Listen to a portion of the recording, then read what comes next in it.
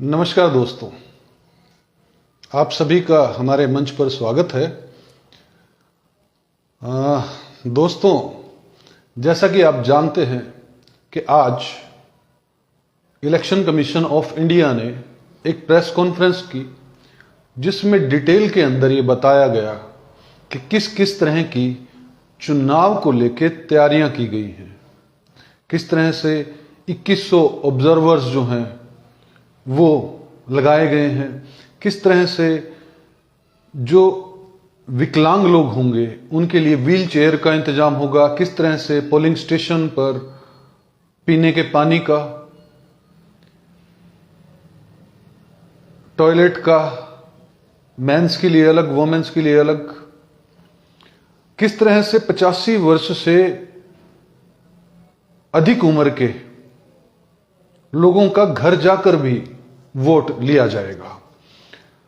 काफी elaborated election commission of India ने media को बताया, गाइडलाइंस दी, किस तरह से पॉलिटिकल पार्टीज को कहा गया है कि हेट स्पीच पर कंट्रोल करें, किस तरह से ये बताया गया कि हमने पॉलिटिकल पार्टीज को ये कहा है कि चुनावी चंदे को ट्रांसपेरेंट रखें और पूरा हिसाब किताब रखें, और अलग अलग राज्यों में अलग अलग डेट पर नोटिफिकेशन जो है वो जारी होगा, और अलग अलग तारीखों में लगभग 7 चरणों में, 7 चरणों के अंदर लोकसभा चुनाव होंगे, 4 विधानसभा के चुनाव होंगे और 26 विधानसभा के जो उपचुनाव हैं वो भी करवाए जाएंगे, जिसमें हमारे हरियाणा का करनाल भी शामिल है, जो कि पूर्व मुख्यमंत्री मनोहर लाल खट्टर जी के खाली करने पर, सीट छोड़ देने पर, त्यागपत्र देने पर यहां पर भी उपचुनाव जो है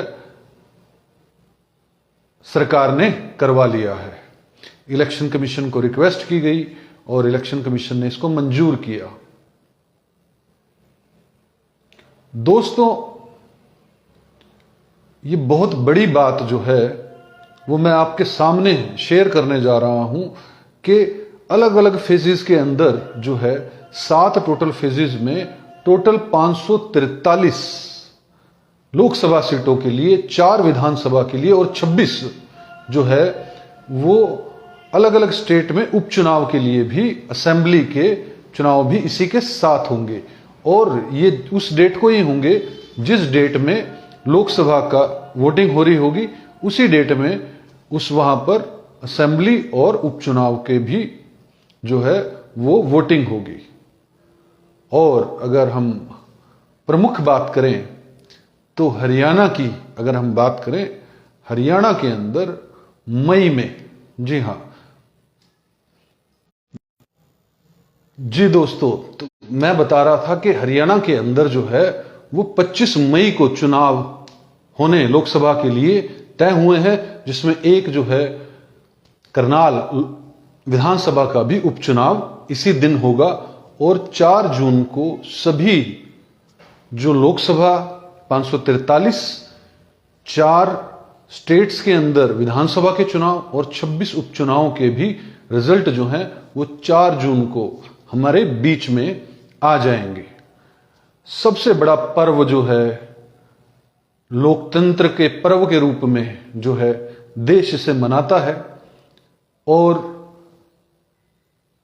चीफ इलेक्शन कमीशन जो है बार बार ये बताना चाह रहे थे कि हमने तैयारियां दुरुस्त की हैं, किसी तरह की हिंसा जो है वो चुनावों में ना हो, इस पर पूरी सिक्योरिटी जो है, पूरी फोर्सेस की तैनाती होगी, हर जगह पर यह ध्यान रखा जाएगा किसी तरह का पक्षपात ना हो, ठीक है। और क्योंकि जिस तरह से हम देखते हैं कि लोकसभा और हो चाहे विधानसभा चुनाव हो, क्योंकि लोकसभा के अंदर एक सीट पर एक कैंडिडेट जो है वो 90 लाख रुपए खर्च कर सकता है और विधानसभा की सीट पर 38 लाख रुपए खर्च कर सकता है। तो चुनाव आयोग ने इस बात पर भी पूरा जोर दिया कि चुनाव के अंदर इलीगल फंडिंग ना हो, इलीगल ढंग से पैसा ना खर्चा जाए, क्योंकि जैसा कि हम देखते हैं इसके तथ्य तो कैंडिडेट ही इलेक्शन कमीशन को देता है कि उसने कितना खर्चा किया, लेकिन एक सीट पर कई गुना ज्यादा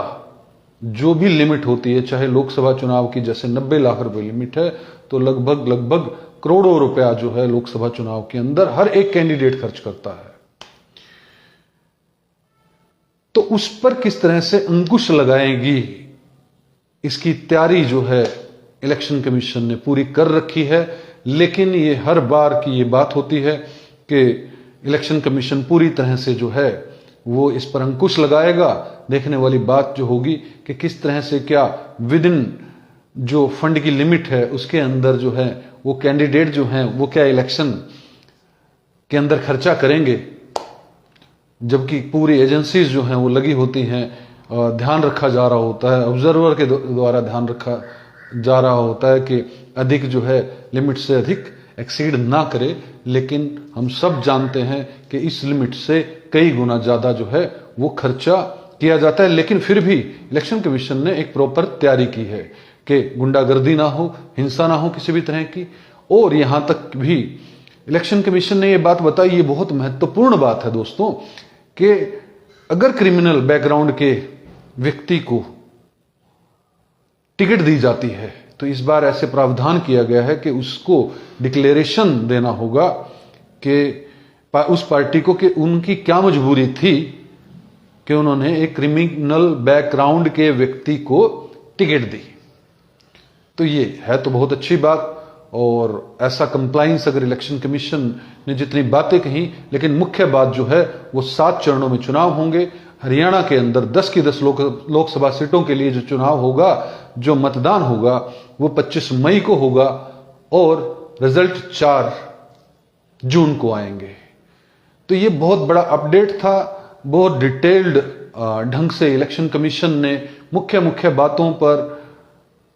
चर्चा की, नोटिफिकेशंस की डेट दी,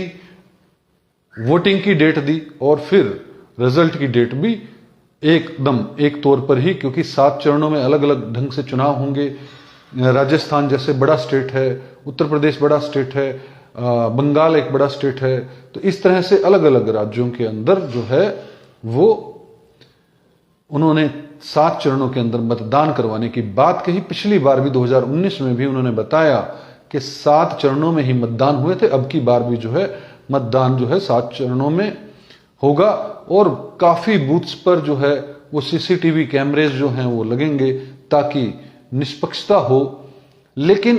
पत्रकारों के जवाब में ईवीएम को लेकर चुनाव चीफ इलेक्शन कमिश्नर ने ये साफ तौर पर कहा कि ईवीएम जो है वो बहुत सेफ है और किसी तरह की उसके अंदर छेड़छाड़ नहीं हो सकती, कोई हैकिंग नहीं हो सकती। 40 से अधिक केसों के उन्होंने बताया कि हाई कोर्ट में, सुप्रीम कोर्ट में केस गए, लेकिन उनको पेनल्टी लगाकर रिजेक्ट किया गया।